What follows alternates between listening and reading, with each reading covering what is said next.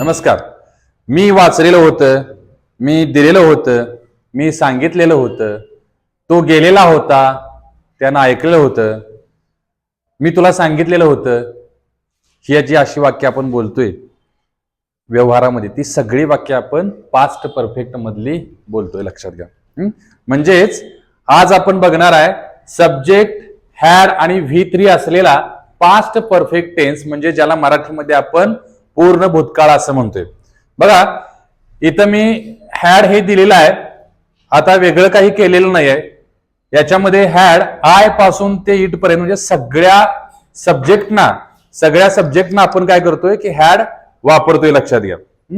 आता उदाहरणार्थ बघा, समजा आय हॅड रीडचं तिसरं रूप रीडच आहे. ओके, आय हॅड रीड म्हणजे मी वाचलेलं होतं.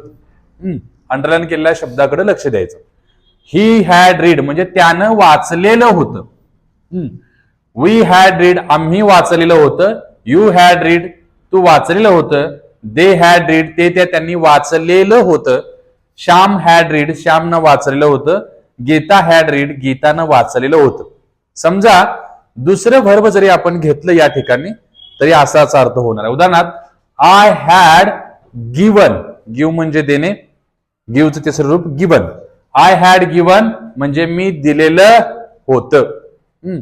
आपण म्हणतोय मी तुला सांगितलेलं होतं, मी सांगितलं होतं की, जे आपण बोली भाषेत बोलते, मी दिलं होतं की, मी सांगितलेलं होतं की, मी ऐकलं होतं की, तेव्हा तुला दिलतं की, आपली ही बोली भाषा असते. अगदी त्याच पद्धतीनं आय हॅड गिवन म्हणजे मी दिलेलं होतं, जे दिलतं की. आय हॅड टोल्ड, टेल म्हणजे सांगणे, आय हॅड टोल्ड म्हणजे मी सांगितलेलं होतं. आय हॅड हर्ड, हिअर म्हणजे ऐकणे, हिअरचं तिसरं रूप. आय हॅड हर्ड मी ऐकलेलं होतं. बघा तो बोललेला होता. ही हॅड स्पोकन म्हणजे तो बोललेला होता. गीता गेलेली होती. गीता हॅड गॉन, गो म्हणजे जाणे, त्याचं तिसरं रूप गॉन. Gita had gone. इथं क्रियापदाला मराठीमध्ये कसं येणार, लेलं होतं असं येणार, लक्षात घ्या. भूतकाळामध्ये आपण क्रिया पूर्ण केलेली होती हे सांगण्यासाठी वाक्य वापरतो. जसं मराठीमध्ये आपण वाक्य करत जाईल आपल्या लक्षात येईल की याचा यूज नेमका कशा पद्धतीनं होतो, लक्षात घ्या. आता आपण बघितलं बघा, थोडासा फरक समजून घ्या. प्रेझेंट परफेक्ट टेन्स ज्याच्यामध्ये सूत्र होतं सब्जेक्ट हॅव हॅज आणि क्रियापदाचं तिसरं रूप, बरोबर आहे. आता त्याच्यामध्ये कसं वाक्य व्हायचं, उदाहरणार्थ आय हॅव रीड मी वाचलेलं आहे, बरोबर, म्हणजे आहे यायचं. आणि इथं पास्ट मध्ये होतं येते, एकच शब्द बदलतोय, लक्षात घ्या. आहे आणि होतं वर्तमान काळामध्ये आहे, लक्षात ठेवण्यासाठी ही तुम्हाला मी ट्रिक सांगत आहे. म्हणजे उदाहरणार्थ आय हॅव रीड मी वाचलेलं आहे. आय हॅड रीड मी वाचलेलं होतं. ही हॅड रीड त्यानं वाचलेलं होतं. तसं ही हॅज रीड त्यानं वाचलेलं आहे. हॅज आलं की आहे घ्यायचं, तिथं ही क्रियापद तिसरं रूप आहे. इथं हॅड आलं की क्रियापद तिसरं रूप आहे, मात्र अर्थ बदलला होता असा येणार, लक्षात घ्या. समजते. बघा आपण या वाक्यांचा वापर नेहमी करत असतो. आपल्या बोलीभाषेमध्ये मी तुम्हाला वाक्य सांगितली त्यामध्ये आपण करत असतो, लक्षात घ्या. मी दिलेलं आहे तसं मी दिलेलं होतं. मी दिलेलं आहे आय हॅव गिवन. मी दिलेलं होतं आय हॅड गिवन, बरोबर आहे. मी पूर्ण केलेलं आहे आय हॅव कम्प्लिटेड. मी पूर्ण केलेलं होतं आय हॅड कम्प्लिटेड. समजते का बघा. मी सांगितलेलं आहे आय हॅव टोल्ड. मी सांगितलेलं होतं I had told.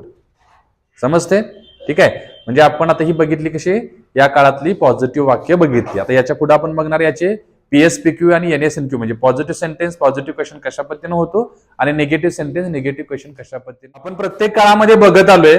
PSPQ NSNQ हे प्रत्येक काळामध्ये बघत आलोय. अगदी त्याच पद्धतीनं पास्ट परफेक्ट टेन्स मध्ये सुद्धा पॉझिटिव्ह सेंटेन्स पॉझिटिव्ह क्वेश्चन आणि निगेटिव्ह सेंटेन्स निगेटिव्ह क्वेश्चन कशा पद्धतीने होतं हे आपण बघणार आहे. म्हणजे होकारार्थी वाक्य, होकारार्थी प्रश्न, नकारार्थी वाक्य आणि नकारार्थी प्रश्न. मी तुम्हाला सांगितलेलं आहे की हे जास्त खूप महत्वाचं आहे. हे आपण प्रत्येक भाषेमध्ये वापरतोय. याचा सराव तुम्ही प्रत्येक काळामध्ये करायचा, हे मागं सुद्धा मी बोललेलो आहे. आणि हे प्रत्येक काळामध्ये तुम्हाला आलंच पाहिजे आणि त्याचा म्हणण्याचा सराव झाला पाहिजे, लक्षात घ्या. आता उदाहरणार्थ बघा की या काळामध्ये समजा आय, वी, यू, दे, हे, शे, इट, गीता, श्याम यापैकी कुठलेही नाऊन घेतलं तरी आपल्याला हॅडच येणार आहे. याला ग्रामरच्या भाषेमध्ये, ग्रामरमध्ये आपण याला काय म्हणून ओळखतो? हॅव हॅजचं भूतकाळी रूप म्हणून हॅडला ओळखतो, लक्षात घ्या. हॅव हॅज हे वर्तमानकाळी रूप आहे आणि हॅड हे भूतकाळी रूप आहे. आता हे हॅड जे भूतकाळी रूप आलेलं आहे तेच हॅड आपण काय करतोय? पुढे घेतोय. आपल्याला बाहेरून काय घ्यायची गरज लागत नाही. बघा, आठवतंय काय? मी नेहमी सांगतोय तुम्हाला, त्या पद्धतीने सांगतोय की 2 मिनिटं लक्ष द्या आणि आयुष्यभर लक्षात ठेवा. आता फक्त 2च मिनिटं लक्ष द्या. यू हॅड रीड हे जर घेतलं आपण तर कसं वाक्य होईल? यू हॅड रीड, तू वाचलेलं होतं. ओके, हॅडला पुढे घेतलं, हॅड यू रीड, तू वाचलेलं होतं का? यू हॅडंट रीड, तू वाचलेलं नव्हतं. आता या हॅडंटला इकडे घेतलं, हॅडंट यू रीड, तू वाचलेलं नव्हतं का? या ठिकाणी तुम्ही हॅड नॉट सुद्धा वापरू शकता, but we have to learn modern language, so that's why we use here contraction form. So had plus not is equal to hadn't. We should use here contraction form. So you hadn't read म्हणजे आपल्याला इथं संक्षिप्त रूप वापरायचं आहे. इथं प्रश्न बनवायला पण ते सोपं जाते. मग you hadn't read, तू वाचलेलं नव्हतं. hadn't you read, तू वाचलेलं नव्हतं का? समजा मी जर वर्ब बदललं तरी सुद्धा अशाच वाक्यरचना होतील. उदाहरणार्थ बघा, समजा you had come, तू आलेला होतास. कमचं ते स्वरूप कमच आहे. यू हॅड कम, तू आलेला होता. हॅड यू कम, तू आलेला होता का? यू हॅडंट कम, तू आलेला नव्हतास. हॅडंट यू कम, तू आलेला नव्हता का? समजा आय हॅड कम्प्लिटेड म्हणजे मी पूर्ण केलेलं होतं. I had completed, I had completed मी पूर्ण केलेलं होतं. हॅड आय कम्प्लिटेड, मी पूर्ण केलेलं होतं का? आय हॅडंट कम्प्लिटेड, मी पूर्ण केलेलं नव्हतं. हॅडंट आय कम्प्लिटेड, मी पूर्ण केलेलं नव्हतं का? समजा ही हॅड टोल्ड, त्यानं सांगितलेलं होतं. टेल म्हणजे सांगणे. ही हॅड टोल्ड, त्यानं सांगितलेलं होतं. हॅड ही टोल्ड, त्यानं सांगितलेलं होतं का? ही हॅडंट टोल्ड, त्यानं सांगितलेलं नव्हतं.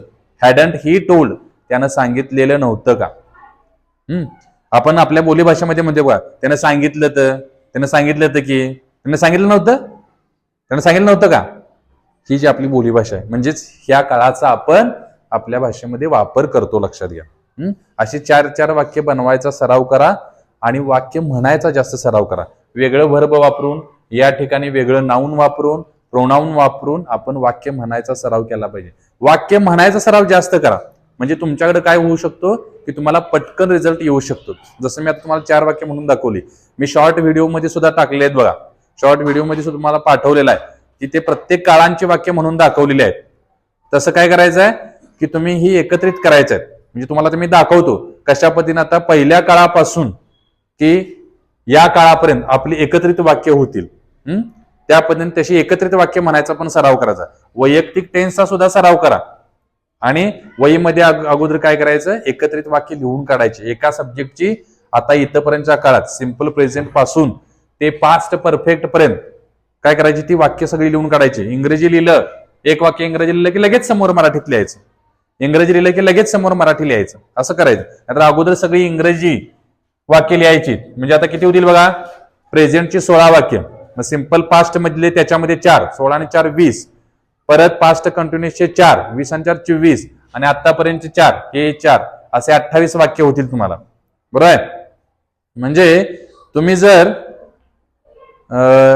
एक वाक्य घेतलं तर त्याचे इंग्रजी आणि मराठी तेवढी वाक्य तुम्हाला जमली पाहिजेत म्हणायला.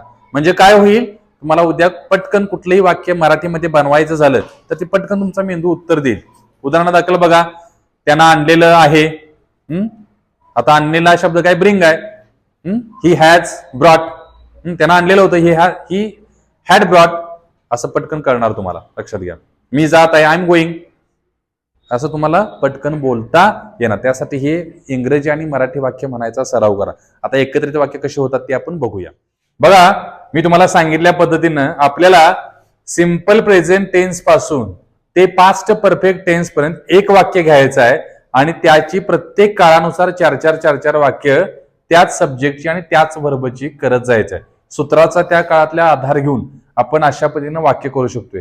I, we, you, they, he, she, it, Shyam, Geeta असं कुठलंही नाऊन आणि कुठलंही प्रोनाऊन म्हणजे सगळे प्रोनाऊन घेऊन आपल्याला वाक्य म्हणायचा सराव करायचाच आहे. लक्षात घ्या, असं म्हणायचा सराव केला तुम्ही अशा पद्धतीनं तरच तुम्हाला इंग्रजी तुमचं सुधारणार आहे, इंग्लिश बोला येणार आहे, वाक्यरचना जमणार आहे, समोरचा बोलीला समजणार आहे. हे मी बरेच वेळा तुम्हाला सांगितलंय. आता समजा सिंपल प्रेझेंट पासून ते पास्ट परफेक्ट पर्यंत जर आपण आय टेक घेतलं तर त्याची वाक्य कशी होतील ही इथं समोर दिलेली आहेत. बघा किती काळ आहेत ते 7 काळ आहेत आणि त्या 7 काळाचे प्रत्येकी किती होतात 4 असे 28 वाक्य होतात. जसे काळ वाढत जातील तशी वाक्य वाढत जाणार आहेत आणि तुमचं म्हणायचं सुद्धा सराव वाढणार आहे.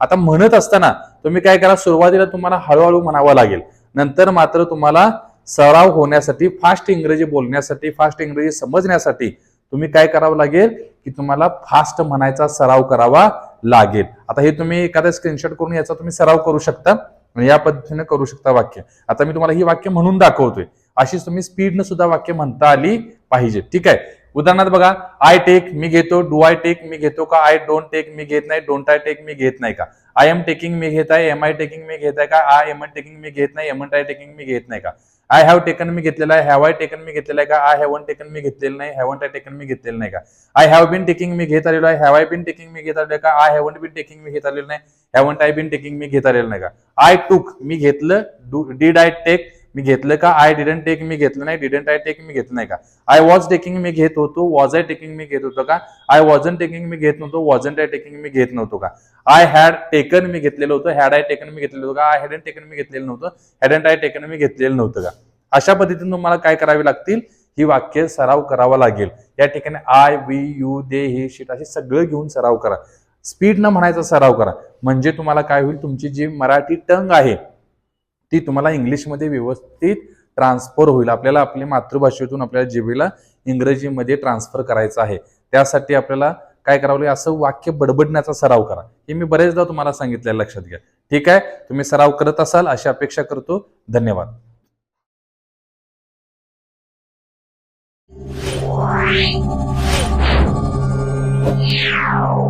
Yeah.